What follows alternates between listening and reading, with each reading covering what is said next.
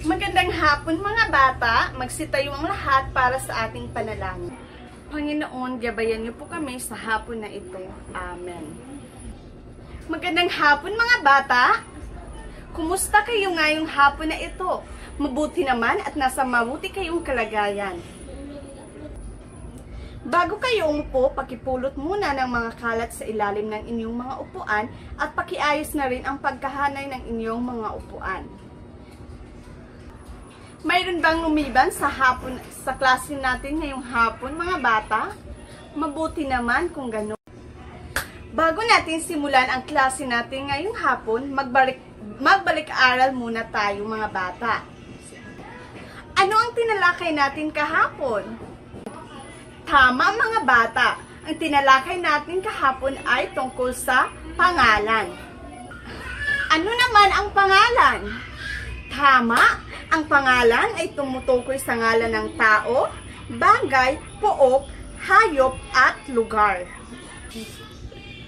Ngayon ay may ipapakita ko sa inyong mga pangungusap at tukuyin ninyo kung alin ang pangalan. Ano ang pangalan? Ano ang pangalan sa pangungusap na si Jose ay nag-iigib? Tama, ang ginagamit na pangalan ay si Jose. Pangalawa, si Margo ay naglalakad patungo sa kanilang paaralan. Ano ang pangalan na ginagamit? Tama, ang ginagamit na pangalan ay si Margo. Sa pangatlo naman, ano ang ginagamit na pangalan? Sa pangungusap na ang aso ay tumahol ng malakas. Magaling. Ang ginagamit na pangalan ay aso.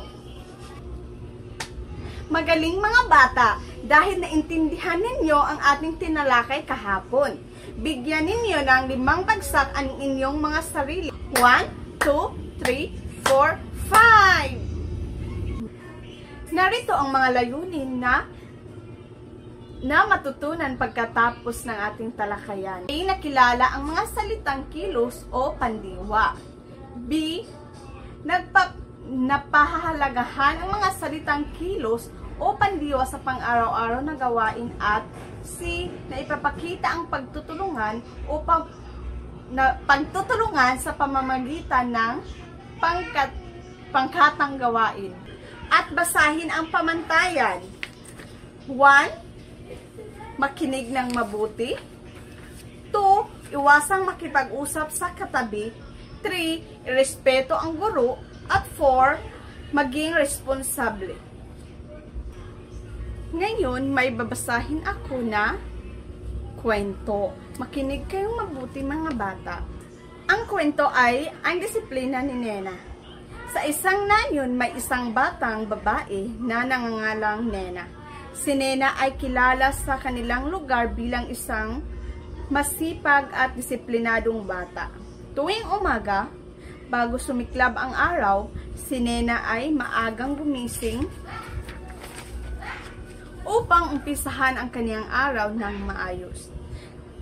Kapag gumising siya, unang niyang ginagawa ay ligpitin ang kaniyang higaan, ang ayusin ang kaniyang kama. Matapos niyang gawin ito ay didiretso agad siya sa kusina upang magsaing, at pagkatapos ay pumunta sa banyo upang maligo at maging malinis bago kumain ng almusal.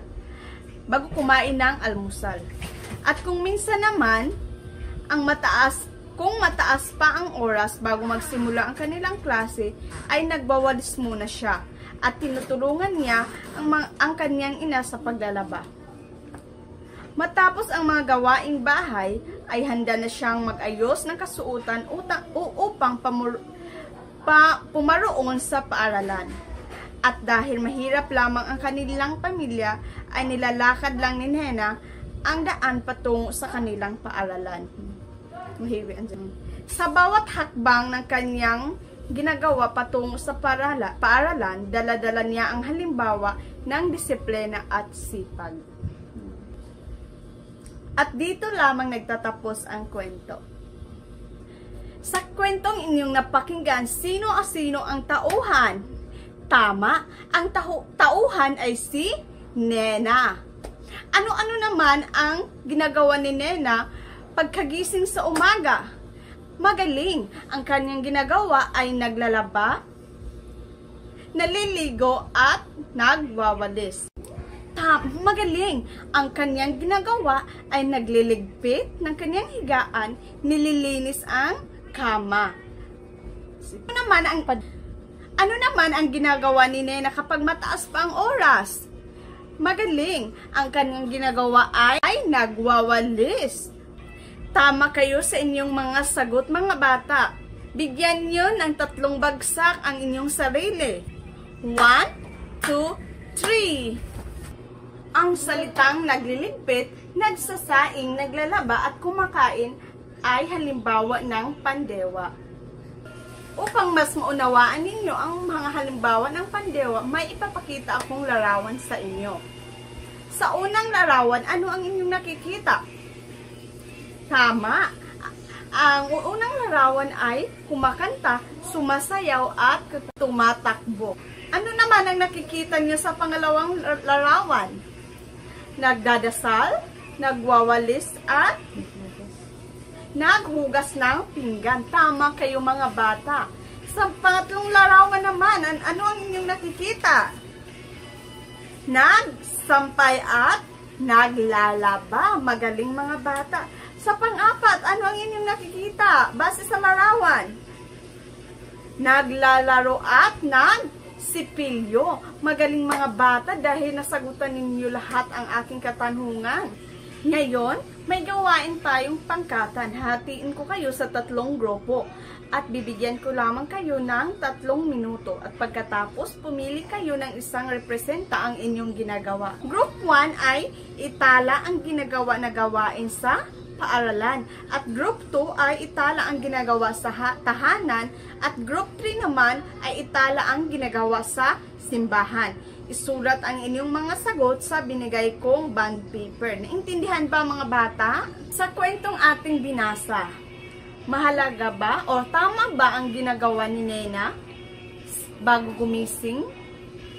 Magaling. Ang ginagawa ni Nena bago gumising ay nagliligpit. Mahalaga bang malaman natin ang salitang kilos sa mga bata? Magaling. Mahalaga ito sapagkat ito ay ginagamit natin sa pang-araw-araw. Magaling, mga bata, dahil nasagutan ninyo ang aking mga katanungan. Ngayon, may pagsusulit tayo. Salungguhitan niyo lamang ang salitang kilos o pandiwa. Naintindihan ba? Again, salungguhitan niyo ang salitang pandiwa at kilos. At para naman sa inyong takdang aralin, ay magsulat ng 5 pangungusap at sa bawat pangungusap ay bilugan ang mga naglalaman na pandiwa. Paalam, mga bata! Paalam!